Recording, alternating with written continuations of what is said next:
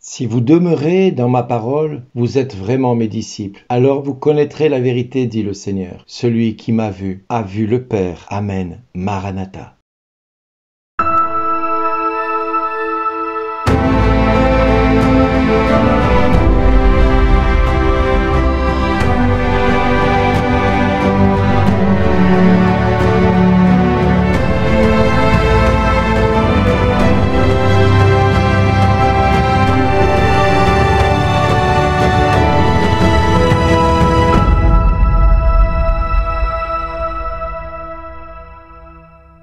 Aujourd'hui, le message vous est adressé par Bernard Dille.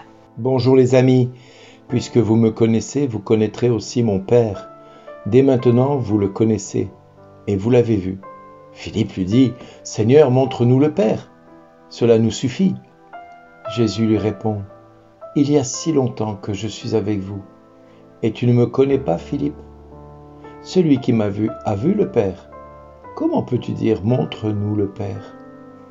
Tu ne crois donc pas que je suis dans le Père et que le Père est en moi ? Les paroles que je vous dis, je ne les dis pas de moi-même. Le Père qui demeure en moi fait ses propres œuvres. Croyez-moi, je suis dans le Père et le Père est en moi. Si vous ne me croyez pas, croyez du moins à cause des œuvres elles-mêmes. Amen, amen, je vous le dis, celui qui croit en moi fera les œuvres que je fais. Il en fera même de plus grandes parce que je pars vers le Père. Et tout ce que vous demanderez en mon nom, je le ferai, afin que le Père soit glorifié dans le Fils. Quand vous me demanderez quelque chose en mon nom, je le ferai. Quand vous me demanderez quelque chose en mon nom, moi, je le ferai.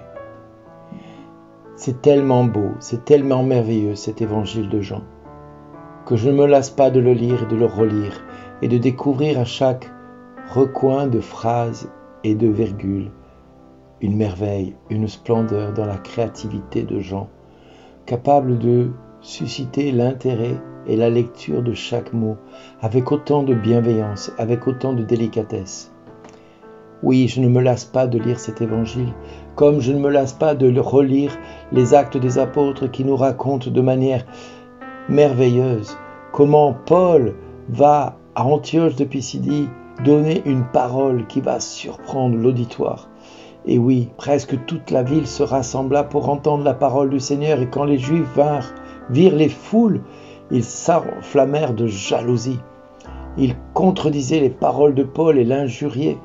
Paul et Barnabé leur déclarèrent avec assurance à ce moment-là, « C'est à vous d'abord qu'il était nécessaire d'adresser la parole de Dieu, puisque vous la rejetez et que vous-même ne vous jugez pas digne de la vie éternelle, eh bien nous nous tournons vers les nations païennes. » Oui, eh bien nous nous tournons vers les nations païennes. C'est le commandement que le Seigneur nous a donné. J'ai fait de toi la lumière des nations, pour que grâce à toi, le salut parvienne jusqu'aux extrémités de la terre. En entendant cela, les païens étaient dans la joie et rendaient gloire à la parole du Seigneur. Tous ceux qui étaient destinés à la vie éternelle devinrent croyants. Ainsi, la parole du Seigneur se répandait dans toute la région, mais les Juifs provoquèrent l'agitation parmi les femmes de qualité adorant Dieu et parmi les notables de la cité. Ils se mirent à poursuivre Paul et Barnabé. Ils les expulsèrent de leur territoire.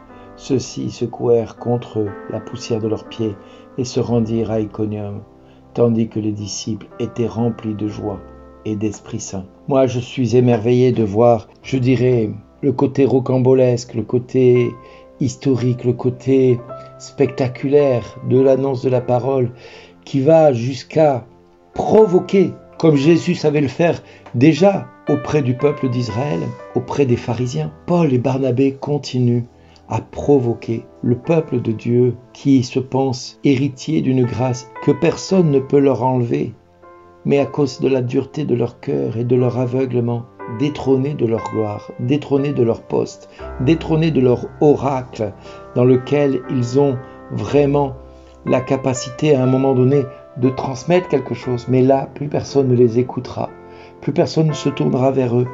et se détourneront de l'enseignement qu'ils auront dit. C'est pour ça que la jalousie va s'emparer d'eux. C'est pour ça qu'ils vont essayer de contrecarrer Paul et Barnabé et vont essayer de les faire partir de leur ville. Et Paul et Barnabé verront le nombre de disciples accroître à ce moment-là, parce que la parole qu'ils donneront sera une parole de foi et d'espérance, une parole de force et de puissance, une parole de Dieu, tout simplement. Et que le peuple d'Israël se le dise, toute parole proclamée par Paul et Barnabé, aujourd'hui ils sont remontés vers Dieu et portent du fruit, un fruit qui demeure, un fruit qui est bien présent, un fruit qui se veut vraiment à chaque étape au niveau de la révélation.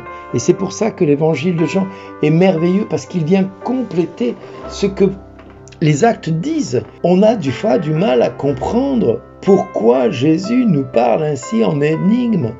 Et c'est pour ça que Philippe lui-même ne comprendra pas. Seigneur, montre-nous le Père, cela nous suffit. Et Jésus va lui répondre, il y a si longtemps que je suis avec vous et tu ne me connais pas, Philippe. Et là, il parle comme si le Père s'adressait à lui. Celui qui m'a vu a vu le Père. Comment peux-tu dire « Montre-nous le Père ». Tu ne crois donc pas que je suis dans le Père et que le Père est en moi? C'est tellement une évidence pour Jésus que Jean va le manifester de manière un petit peu ironique. Tu ne crois donc pas que je suis dans le Père et que le Père est en moi? Prenez le temps de méditer cette phrase, parce que nous comprenons bien des choses. Pourquoi Jésus a-t-il été amené à la mort, et la mort sur une croix?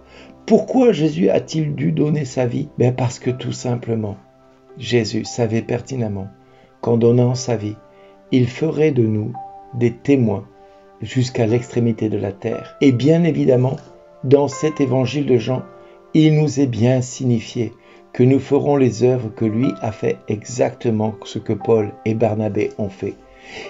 On en fera même de plus grandes, parce qu'il va vers le Père, tout comme Philippe va baptiser l'eunuque et sera enlevé en esprit et transporté à plus de 40 km pour annoncer la parole de Dieu. Et tout ce que nous pourrons demander au nom de Jésus, il le fera, afin que le Père soit glorifié dans le Fils qu'il est. Quand on lui demandera quelque chose en son nom, lui le dit bien, il le fera. Alors, pourquoi craindre notre lendemain? Pourquoi être dérouté de tout ce que nous pouvons vivre ou endurer? Pourquoi avoir peur quand nous savons que nous sommes en capacité de faire les mêmes choses que lui, de réaliser des choses bien plus grandes que lui, parce qu'il est allé vers le Père, et que tout ce que nous pouvons demander en son nom, il le fera, pour que le Père soit glorifié.